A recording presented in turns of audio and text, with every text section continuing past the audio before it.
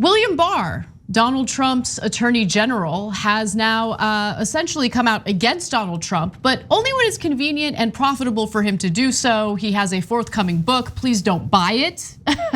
But in that book, he decided to go after Trump and his post-2020 election lies. Barr writes that he was convinced that Trump could have won re-election in 2020 if he had just exercised a modicum of self-restraint, moderating even a little of his pettiness. And he also writes in his book that the election was not stolen, Trump lost it.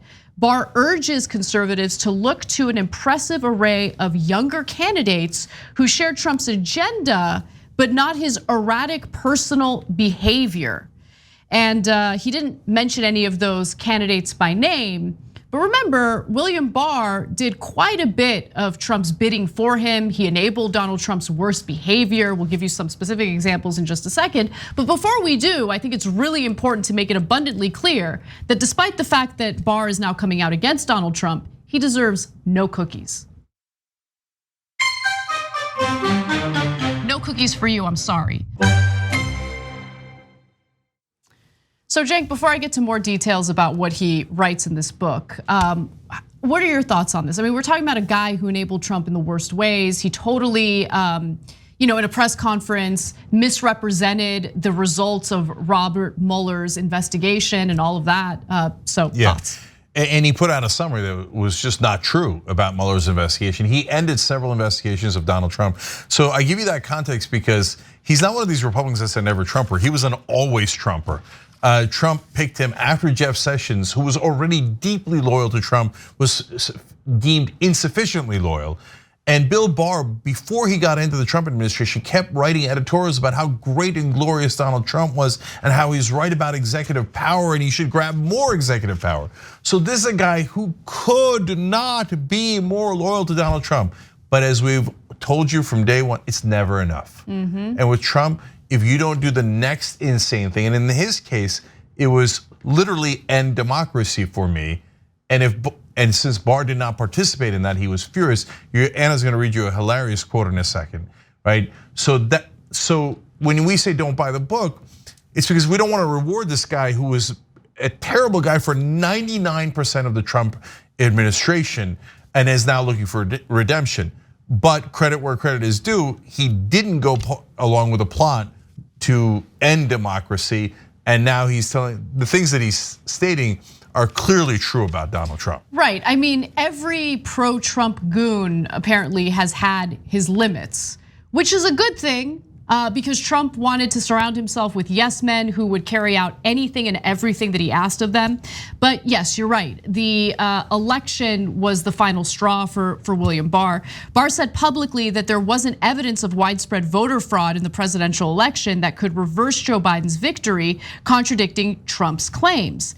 This is killing me, killing me. This is pulling the rug right out from under me, Trump shouted at Barr. This was during a December 1st meeting in 2020 after the election, obviously. And so after Trump shouted at Barr, he stopped for a moment and then said, "You must hate Trump. You would only do this if you hate Trump." Who does that? Who refers to themselves in the third person like that? It's Trump. I mean, Trump is the perfect person to refer to himself in the third person. Yeah, like you should only do it if you're joking, right? But to say, you must hate Cenk. Why would you do this to Cenk? I mean, who talks like that? All right, anyways. But look, Barr apparently had a limit. I'm shocked that he had a bottom to his barrel. But Trump was saying, why don't you just make up that there was voter fraud? And Barr said, well, if we make up that there was voter fraud when Biden won, and then we pretend you win, well, that would end democracy. He was, right? Yeah. And so he's like, no, I'm not gonna do that. And he's like, you must hate Trump. What does that mean? Trump wanted him to do it. He wanted him to end democracy. And that is not a guy who dislikes Trump in the Republican Party. That's a guy who loved Trump in the Republican Party. Exactly. Trump was also furious with William Barr for refusing to prosecute James Comey.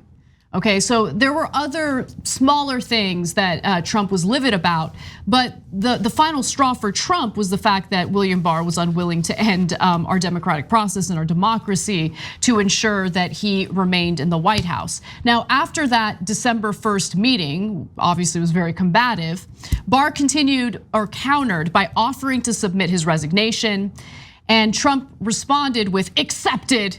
And he banged his palm on the table. Leave and don't go back to your office. You are done right now. Go home. At that point, White House lawyers actually persuaded Trump to not follow through with Barr's ouster, and Barr ended up resigning a week later anyway. The absurd lengths to which he took his stolen election claim led to the rioting on Capitol Hill. So guys, there's corroboration because the other lawyers did talk him out of firing Bill Barr on December 1st or accepting his resignation. But also think about what a child he is. So a real leader thinks things through, doesn't let his emotions get the best of him. And if he wants to accept Barr's resignation, and maybe he does it in a thoughtful way, or he does it and he doesn't go back on it. But constantly, this is throughout his administration, people would then come into his office and say, Mr. President, you're a moron. And you can't just do this. No, Mr. President, we can't fire a nuke into a hurricane. Something he asked about. Now, and to be fair to him on that one, he didn't order it, he just asked it. But countless times he ordered things, his advisors had to walk in and go, that's physically not possible, or it would be politically suicide if you fired your own attorney general who everyone knows loves you, right after you lose an election, and that would prove that you actually didn't win the election. It would be counterproductive. And he's like, oh, I didn't think about that because I'm a dummy. And he goes, oh, fine, I don't fire Bill Barr. And then later, Bill Barr, several weeks later, resigned anyway. Exactly. So don't buy William Barr's book. Don't enable the people who refuse to speak out when it's inconvenient for them.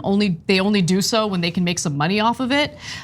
We told you everything you already need to know about the book. Yeah, and by the way, because of publicity, they will then leak every relevant part of the book as we go forward. There'll be more leaks, and that way you'll know what's in the book anyway. But last thing, guys, this one I don't blame Democrats for.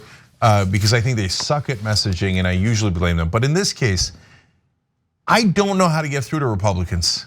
Here's a guy who unquestionably loved and supported Donald Trump and might have broken laws earlier for him. When William Barr, like the Sith Lord, says, no, Trump is definitely lying, he did not win the election. But still, about 2/3 of Republican voters believe Trump actually won the election and Biden actually literally stole the election. So what, the media said it, Democrats have not been wrong about their messaging on this. We just cannot break through to the irrational Republican mind that refuses any evidence that doesn't basically satiate their feelings. Their feeling is we should be in charge. And so if democracy didn't work, it doesn't matter, we should still be in charge. And so this won't work either. They'll instantly turn on him and say, oh, he was always a bad guy. Right. And they'll just rewrite his history. They'll literally rewrite his history and pretend he was always against Trump.